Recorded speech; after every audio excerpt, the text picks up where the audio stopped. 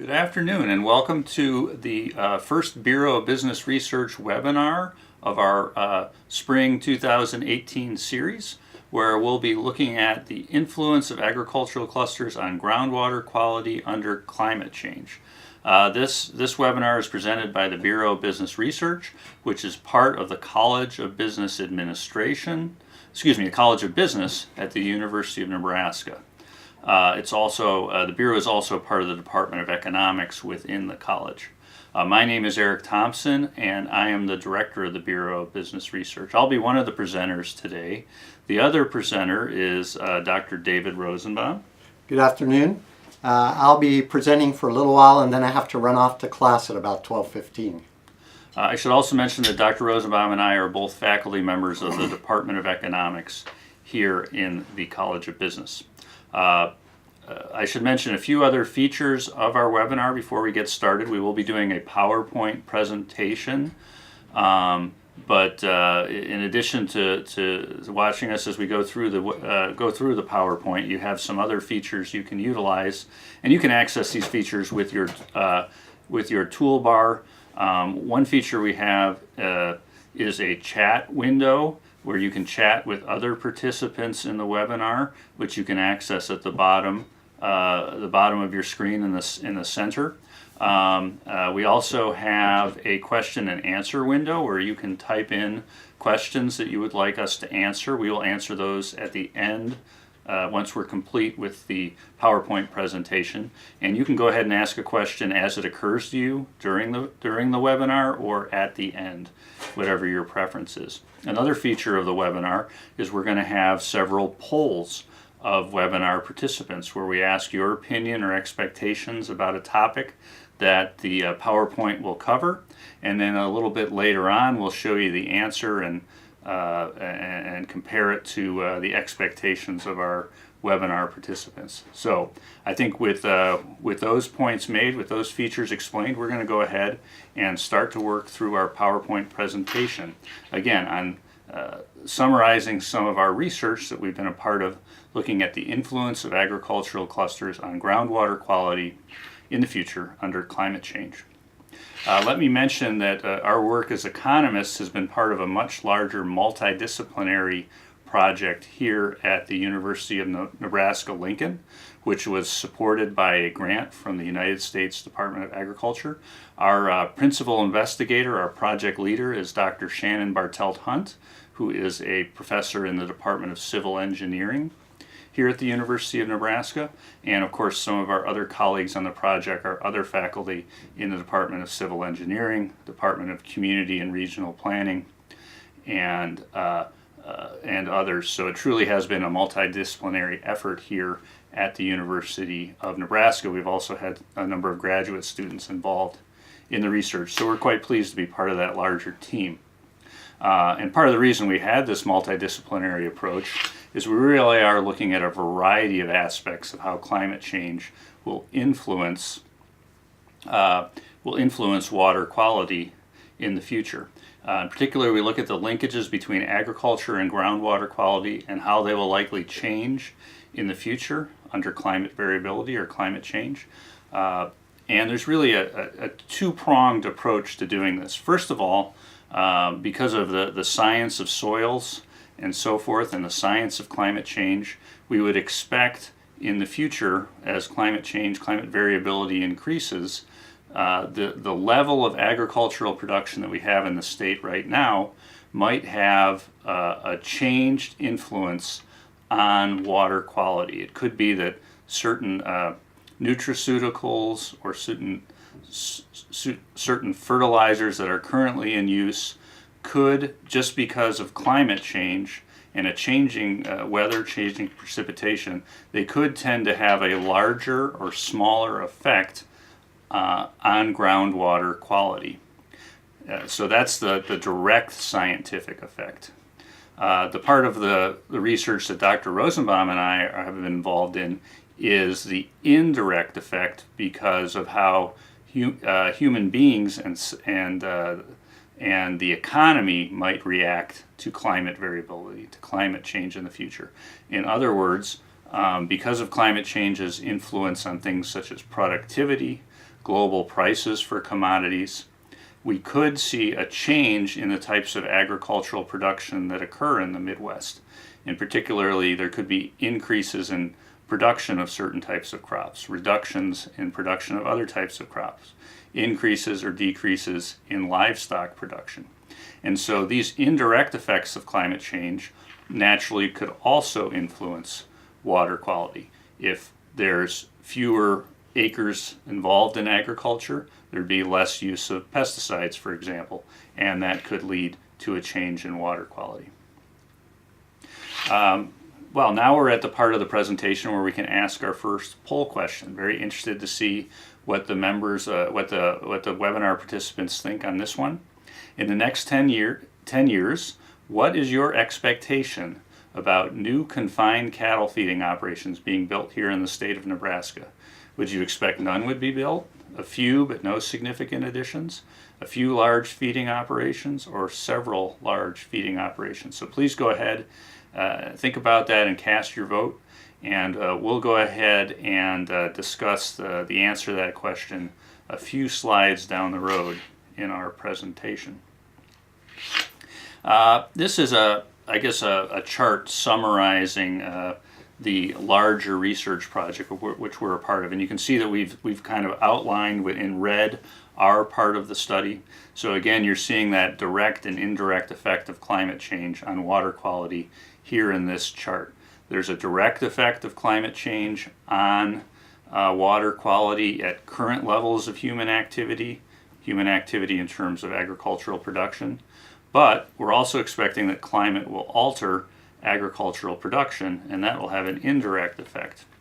And this chart also lets us talk about the third part of the project, which is still ongoing, which is if water quality changes in the future under climate change due to either direct or indirect effects, could this lead to new regulation on economic activity that would then feed back further into agricultural production activity in the region that we're studying? So that's a third part of the project, a third task that we'll also be looking at. So with that said, I think we want to focus now on some of the economic research that's been part of this larger project. Let me first say that, give you an idea of the region that we're looking at. We sort of have two levels of analysis. On one level, we have the Central Platte Natural Resources District, which is one of our numerous natural resource districts in the state. That obviously hydrology and water basins are part of the reason for choosing these districts. And so we're doing our analysis, especially our economic analysis, in this multi-county natural resources district. Also, there's a very specific site within Hall County, Nebraska, called the Nebraska Management Systems Evaluation Area, which is a smaller set of acres where they've been monitoring water quality and a number of other factors for an extended period. So we're also going to consider the impacts on that site as well. Okay, well, with those points made, I'm going to hand off the presentation to Dr. Rosenbaum here, and he'll talk about some of the research he's been leading, and he'll also answer our first poll question. Thanks, Eric. So our expectation is that there's going to be additions to feeding operations, and there are probably going to be larger feedlots located closer to ethanol plants in central Nebraska. Now, to get into the model that we've been working with that lets us make this kind of conclusion, it's a model of clustering, and it looks at cattle feeders, ethanol producers, and corn growers, and their incentives to co-locate. And we're asking, will climate variability impact those incentives? And here's our second question today. If there are new operations, do you think they will consider proximity to ethanol plants when picking their locations? So here's what our model looks like. Here you've got corn growers, you've got cattle feeders, you've got an ethanol plant. the ethanol plant gets corn as an input either from the world market or from local producers. The local producers, they sell to the ethanol plant, they sell out to the market in general, or they can sell to the feedlot that's in the cluster. The feedlot in turn needs distillers' grains with solubles and corn as input for feeding, and they can get it either from the outside market, corn growers, or from the ethanol plant. And the ethanol plant can sell its ethanol, of course, and its DGS either to the feedlot or out into the market as they dry it. And what we've seen from the literature is that climate variability or climate change is going to impact a lot of things related to agriculture. So it's going to impact yields, that's going to affect land use, it's going to affect crop choice, and it's going to affect market prices. There have been a variety of studies on all of these issues, and rather than re-study the impact of climate on these particular things, we've looked at all those analyses and drawn some conclusions on what we think the general impacts will be. So, for example, corn yields are going to go down. There will be fewer acres of corn planted, especially in fringe climate areas as temperature increases that are just going to get too hot for corn growing. There'll be changes in crop choice as some corn growers go to hay, and market prices are going to rise for a lot of these inputs. And what we set up in our model is that ethanol plants are making decisions about what price are they going to pay for local corn and what price are they going to charge feedlots for DGS, and this would be to minimize their costs. And when we put all of this model together and look for a solution, what we find is this dark line is, so this is the miles between a feedlot and an ethanol plant, and this is the increase in cost compared to co-locating. And the further you get between an ethanol plant and a feedlot, the more their costs increase. And we can show that with climate change, that increasing cost jumps up to a higher level. So we think climate change is going to increase the incentives for cattle feeders and ethanol plants to co-locate with corn growers. And so our answer to number 2 will be, yes, co-location is going to matter. And it looks like over 70% of you selected that answer. So good intuition among our webinar participants. Well, thank you, Dr. Rosenbaum. And you're welcome. Thanks for having me. Please enjoy class. I'll try. Okay. Well, I'm going to go ahead and wrap up the webinar with you this afternoon and actually let you know about a few other economic research projects that we have as part of this project besides the one that Dr. Rosenbaum just summarized. So we have another project, and this information actually can be an input into the paper that Dr. Rosenbaum just discussed as well, where we examine the density of corn and other types of crop production near biofuel plants, or how the density of production changes as you get closer to biofuel plants. So we've gathered quite a bit of data for individual parcels of land using geographic information systems, including the productivity of the land, its access to water, and ability to engage in irrigated production, proximity to multiple markets. And we've also used what's known as instrumental variable techniques to account for the fact that there may be some incentive to locate ethanol plants near areas where there's a lot of corn production. And after accounting for all of that, we estimated the following relationship between distance between a parcel of land and ethanol plants, and the percentage or the likelihood of corn production. And you can see that there is a steady decline in the devotion of land to corn production as you move further and further from the ethanol plant. Now, there have been estimates of this in the literature, but again, our approach includes access to multiple markets and also uses instrumental variable approaches, which I think has some benefits to more producing a new estimate of this relationship between distance and the intensification of corn production. We also have we have a related study. One of the graduate students on our project is writing a dissertation where he's looking at the influence of proximity to ethanol plants and other local markets on the value of cropland. It's a related research project. We also have one other study that we're in the middle of as part of this research project, where we're developing an econometric estimate of how total Nebraska cattle on feed responds to climate change, in particular changes in temperature in Nebraska, changes in precipitation in both Nebraska and Texas, corn prices in Nebraska, import and export activity, macroeconomic conditions. But in particular, we're interested in how will climate change affect the size of Nebraska cattle on feed activity, both directly when you think about changes in Nebraska's climate, but also the relative change in Nebraska's climate. In other words, how will precipitation patterns in Texas and incentivize the migration of part of the nation's cattle on feed production to Nebraska from Texas, because we have a number of advantages over Texas.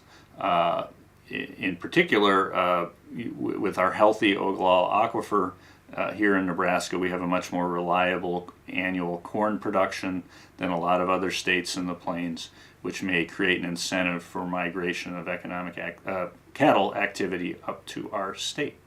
So that's one of the ongoing research projects we have as well. Again, part of this overall multidisciplinary project looking how climate change will influence water quality. So those were the main points we wanted to do to let you know about our research project, and now we'd be happy to answer any questions you have. And I'll go ahead and start with that, and it's not too late to type in a question now if you'd like to have it answered. Okay, first question. What would be an alternative market for corn besides ethanol plants? So there would be a number of those. You could have a large feedlot. You could have an animal food manufacturing plant. So those are some of the alternative markets that we looked at.